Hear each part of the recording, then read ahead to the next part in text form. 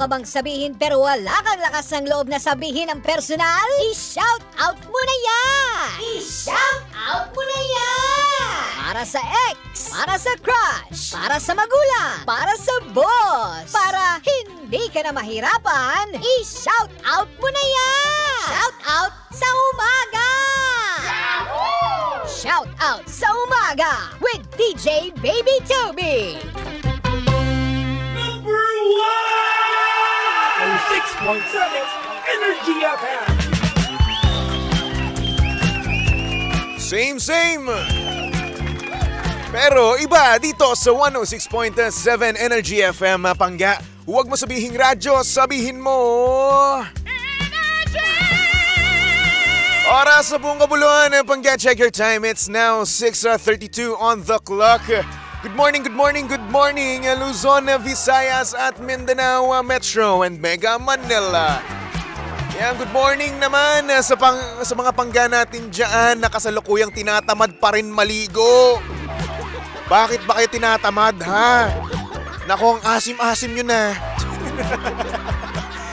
Bakit ba kasi tinatamad yung kumilos ngayong Thursday morning, ha? Dahil ba bukas ay Friday na naman? Ay nako, yan yung mahirap dyan eh, no? Kapag bukas Friday, talaga nga naman tinatamad ka na magtrabaho. Kaya shoutout sa mga Pangga natin dyan na tamad. Ilang tamad dyan? tamad kumilos. Ay nako, Pangga, hindi ka nag-iisa, no? Andito rin ako. Well, wala tayong magagawa, no? Kailangan natin magtrabaho dahil hindi pa tayo mayaman. Okay? Hindi pa natin nabibili yung mga luho natin. Hindi pa tayo nakakabili ng mga skin sa Valorant, ha? At lalong-lalo na, hindi pa tayo palaging nakakakain ng samgyup, ha? Yan ang gawin yung motivation, yung samgyup na yan. Or hindi naman kaya, yung magiging date nyo ng crush mo. Diba yan tayo? Yun yung isa sa mga dahilan kung bakit hindi natin maaya ng date, yung mga crush natin eh, no? Oo, yung wala tayong pera. Kasi nga naman, di ba, mahirap nga naman kung yayakagin natin silang makipag-date sa atin, no? Tapos wala rin naman tayong budget, no? Mahirap naman yun. Ano yung panggagastos mo? Wala, di ba? Tapos masusort ka pa ng budget. Sasabihin mo, pwede ba ikaw na muna dito? Ay, naku. Wala naman ako sinabi na bawal yon, pero syempre nakakahiya naman. Tayo kasi yung nagyaya sa kanya eh, di ba? So meaning, dapat tayo rin yung may sagot, di ba? Tsaka para sa atin, no, parang nakaka-degrade din yun sa mga lalaki, no? Bakit? Kasi syempre tayo yung nagyaya, di ba? Tapos kinuha natin sila, hiningi natin yung oras nila, di ba? Siyempre sila usually naman wala naman silang ginagawa during weekends, di ba? Tapos ikaw mismo, yayakagin mo sila tapos wala kang pera. Nangyari napagastos pa sila. Pero may mga babae, no? May mga babae na gusto na half-half, no? Wala namang problema doon, no? Pero sa ating mga kalalakihan, no, bilang lalaki, pride na natin yung tayo mismo ang magbabayad sa first date. Para sa akin, ganoon ako, Gusto ko kapag ako nagyaya ng date namin, lalong-lalo na sa first date, dapat sagot ko. Bakit? Kasi ako yung nagyaya sa kanya eh. Respeto ko yun sa kanya, di ba? Pero pag naging kayo naman, doon na kayo mag-half-half. Second date yan, pwede. So, ibig sabihin nun, nagustuhan niya yung first date nyo. Ayan. Tapos, kapag kayo naman ay nag-usap, ayan, pwede na kayo mag-half-half doon. Diba? Ano naman problema doon? Kung gusto rin naman ng babae na siya rin magbayad nung sa first date, no? Why not coconut, diba? Feel free naman. Pero yun, para sa akin, no, mas okay pa rin talaga kapag gentleman or hindi naman kaya napapakita mo sa kanya yung respeto mo. Oo. Diba? Kaya naman shoutout sa mga Pangga natin dyan na nag-iisip na kung paano nila yayakaging makipag-date ngayong darating na weekends ang kanilang crush, di ba?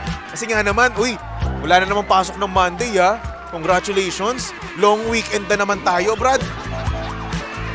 Kaya naman this time, yakagin mo na, ha? Mag-mall kayo, pwedeng-pwede yan. Mall, manood kayo ng sine. Balita ko, madami daw ngayong palabas na maganda. Ayan, yung moon ba yun? Tawag doon. Yung title nung movie na yun. Maganda daw yun. Panuurin nyo, yakagin mo, di ba? Kung mahilig kayo parehas sa mga moon na yan, why not, di ba? Anyway, panggasaktong oras natin yun na 6:37 on the clock. At syempre kasama nyo pa rin at kalandian ng hot baby boy ng radyo. Walang iba kundi si DJ Baby Toby. And of course, dito sa programang Shoutout sa Umaga, ikaw mismo ang bibida na kung saan kapag ikaw ay may hindi masabi ng personal, no? Yan, sa boss mo, sa jowa mo, sa crush mo, or hindi naman kaya dyan sa empleyado mo. O sige, dami na rin natin ex mo, ha? Kasi alam kong hindi ka pa nakaka-move on, no? Ayan, mag-send ka lang ng message sa aking Facebook page. Hanapin nyo lang Baby Toby 1067. Pwede ka dyan mag-chat, voice message, or pwede kang tumawag sa ating landline. Yes, that's 8721-2429. Again, 8721-2429. Yan, at syempre binabati ko nga rin pala, no? Yung aming bisita dito kahapon. Ako, napakagaling niyang kumanta at napakagaling niyang mag-gitara, Brad. Sabi ko talaga sa inyo, si Adan Eva Jr. Hello sa'yo, kaibigan. Kamusta ka dyan, Brad? Grabe, nakakatuwa. Ang galing niya rin magmasahe, no? Pagkabukas ko ng pinto dito, papakilala daw sa akin si Tita Cora, di ba? So yung pinakilala niya sa akin si Adan Eva Jr. Tapos sinag ako, tapos minasahil ko. Ang sarap, Brad! Oo, grabe! Ibang-iba talaga. Tapos lalong-lalo na nung pinakuha ni Papa Jackson yung gitara niya, nung nakita ko siya mag-gitara, ay nako, sabi ko talaga sa inyo, panis ako. Grabe. Ang galing mo, Adan Eva Jr., napaka-talented. Uy nga pala, meron silang cover song ni Gandang Kara, no? Oo, panuorin niyo yan sa Energy FM Facebook page. Andoon din si Papa Jackson. Papa Jackson, oo, andun din si Papa Jackson. Palamuti. De, joke lang. Papa Jackson, huwag niyo po akong papagalitan, ha? Nagbibiro lang naman po ako. Hindi naman po kayo palamuti doon. Oo, basta panoorin nyo na lang yun sa Facebook page ng Energy FM 106.7. Alright? At syempre dahil nandyan na rin naman kayo, no, manood na kayo ng aking Facebook Live para nang sa ganoon, maging lucky charm nyo ako this Thursday morning, di ba? Panoorin nyo na at syempre, pakishare na rin naman, ha? May nag-ano sa akin dito, sabi ni Edge, Papa Jackson, sorry na naman, tao lang naman, ha? Di ba kayo nagkakamali? Ha? Tao lang naman, ha? Jombagin ko kayo dyan, eh. Anyway, simulan na natin ang programa ng Shoutout sa Umaga. I-shout out mo na yan! Number 1, 06.7 Energy FM.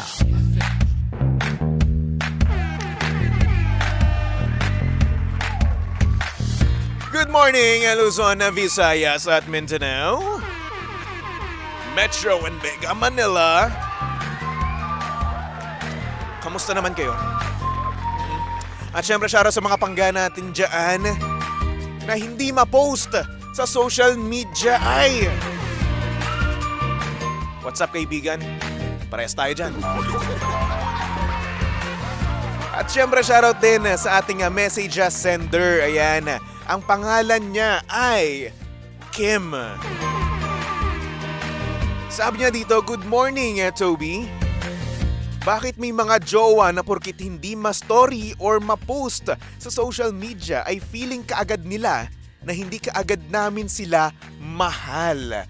Bakit ba ganun? Hindi ba pwedeng mas binavalue ko yung quality time nating dalawa? Kesa naman sa panay pindot sa cellphone kapag magka-date tayo, di ba? I value our time together.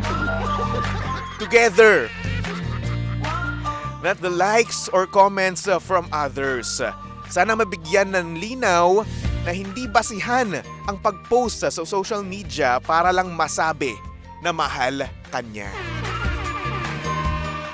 Thank you so much, Baby Toby. Ayun lang naman. Actually, agree ako dyan. Oo. Bilang isang katulad ni Kim na hindi rin ako ma-post sa social media, no? Kasi para sa akin kasi, mas binavalue ko yung time. Oo, yung time na magkasama kaming dalawa, di ba? Bakit? Kasi mas nakakatuwa yung ganun eh. Mas nakakatuwa na yung kasama mo nakikipag-usap sa'yo, di ba? Hindi yung hati yung attention niya. Yung tipong nakikipag-usap nga siya sa'yo tapos dot-dot naman ang dot-dot sa cellphone, di ba? Post dito, post doon. Picture dito, picture doon. Ano lang pag-uusapan nyo yan, ha? Di ba? Ano mapagkukwentuhan nyo dyan? Ano yung magiging banding nyo? Dut-dutan ng cellphone? Ganun ba ang date para sa inyo? Dut-dutan ng cellphone, ha? Yung dut-dutan na yan, mamaya ng dut-dutan na yan. Pagkatapos ng quality time nyo, di ba? Quality time muna bago dut-dutan ng cellphone. Bakit? Kasi nakakainis nga naman talaga yung ka-date mo na talaga nga naman pinaghandaan mo yung date nyo, di ba? Oo, sige, na-appreciate niya. Pero sana naman mamaya-maya na lang, di ba? Time nyo muna yan sa isa't isa, di ba? Magkwentuhan kayo. Magsabihan kayo ng mga bagay na hindi nyo pa alam sa isa't isa, di ba? Sabi dito ni Ate Robina, bakit Gina G ang poging DJ? Hindi naman. Nakakainis lang yung mga taong dut-dutan lang. Puro dut-dutan ng cellphone, okay? Para malinaw tayo, ha?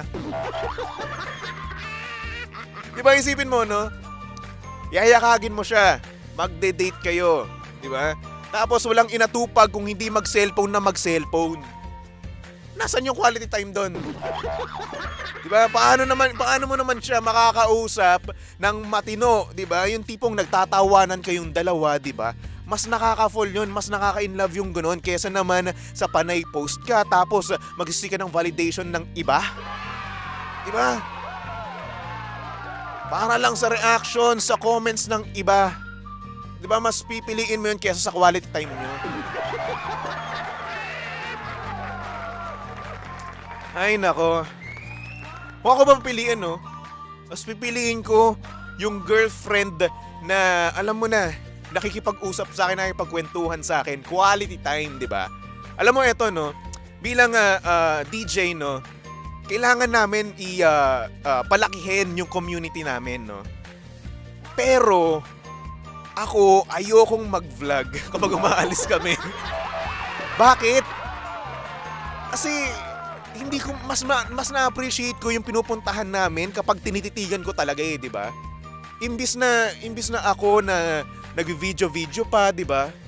Mas gusto ko yung talagang nilalasam ko yung bawat sandali na nandun ako sa lugar na yun. Di ba? Hindi ko masyadong pinopost. Mag-post man ako isang beses lang. Tapos ayun na yun, di ba? Oo, ayun na yun. I-cherish ko yung moment na nandun ako, di ba? Kasi syempre, bihira lang tayo makakapunta doon, no? Parang ganun din ako sa magiging girlfriend ko, no? Hindi naman sa kinakahiya kita or what, no? Pero, para sa akin kasi, mas okay yung quality time. Yes, mapost kita, sige, isang beses, no? Tapos noon, wala na, di ba? Mag-quality time na tayo. Mas okay, mas mahal ko kasi, mas napapakita ko kasi yung pagmamahal ko sa totoong buhay, hindi through social media, okay? At syempre, hindi lang naman ako yung ganun eh. Madaming tao na gusto ng quality time over social media, di ba? Mga ganung bagay, di ba? Pero it doesn't mean na hindi namin kayo mahal, ha? Dapat malinaw yon, okay? Dapat malinaw na hindi sukatan ang social media, ang pag-post sa social media ng aming pagmamahal. Okay, ibang-iba yun. Ha? Dati naman nung panahon nga ng lola't lola mo, walang social media eh. O, tingnan mo, nagtagal sila, di ba? Di ba nung panahon ng great-great-grandfather mo and grandfather mo, walang social media noon, di ba? Dati pa nga, sulat-sulat lang eh, no? Oo, yung great-great-grandfather mo nasa labanan, di ba? Nasa gera, di ba? Sulat-sulat lang. Ang tagal pa nga nun bago dumating sa mo eh. sa grandmother mo di ba? Pero nagtagal sila. Di ba, walang post-post sa social media, hindi pa uso ng social media, at syempre cellphone din. Di ba? Ay nako. Kaya hindi basihan ang pag-post sa social media. Okay? Hindi basihan ang kung gaano kadalang mag-post ng story, ng Facebook post, di ba? Ng TikTok, ng Instagram, no? Hindi basihan niyang mga yan. Para masabing mahal ka nila. Alam niyo ang basihan kung paano niya kayo itrato ng personal. Di ba? Doon kayo magbase. At syempre, sabihin natin ma-post siya sa social media, di ba? Wow! Di ba? Post siya ng post every second, every minute, every hour. Pero pagdating naman sa personal, kung tratuhin ka naman, para kang trapo, di ba? Parang nangyari plastic, di ba? Kaplastikan yung nangyayari, di ba? Maskara ang ginawa sa social media, no? Di ba? So ano mas pipiliin nyo? Yung palaging nagpo-post na pangit naman sa personal, pangit naman yung pakikitungo sa'yo sa personal, or yung madalang mag-post pero grabe naman yung pakikitungo sa'yo ng personal, di ba? Aba ako, doon na lang ako sa madalang mag-post, di ba? At least alam ko, sa personal, totoong-totoo siya sa akin. Di ba? Totoo yung mga sinasabi, hindi lang for the gram, for the Facebook, for the post lang, hindi lang para sa ganun. Minsan mas okay na pina-private nyo yung mga bagay na ginagawa nyo, di ba? At least alam nyong quality time together at yung experience nyo together is talagang legit, di ba? Yung tawanan nyo, okay. Di ba? Kaya naman wag natin pagbasihan ng pag-post sa social media, ha? Okay ba yun? Intindihin natin yung mga jowa natin na hindi sila ma-post sa social media. Okay? Kasi gusto nila ng tahimik ang buhay at private life. Okay? Anyway. So Kim, maraming salamat sa pag-send mo ng iyong mensahe. No? Hindi naman ako beast mode. Pinaglalaban ko lang yung mga katulad ko na hindi ma-post sa social media. Anyway, Kim, maraming salamat no, at syempre sa mga pangga natin dyan na gustong mag-send ng kanilang mga mensahe sa buhay. No? Ayan, magpunta lang kayo sa aking Facebook page. Hanapin nyo lang Baby Toby 1067. Alright, napakadali lang naman yan. At mamaya kukunin naman natin ang side ni DJ Lensay dito. Diba? Makasama natin siya mga 7:20-ish. Yan, kaya naman kung ako sa inyo, tumutok lang kayo dito sa number 106.7 Energy FM Pangga. Huwag mo sabihing radyo, sabihin mo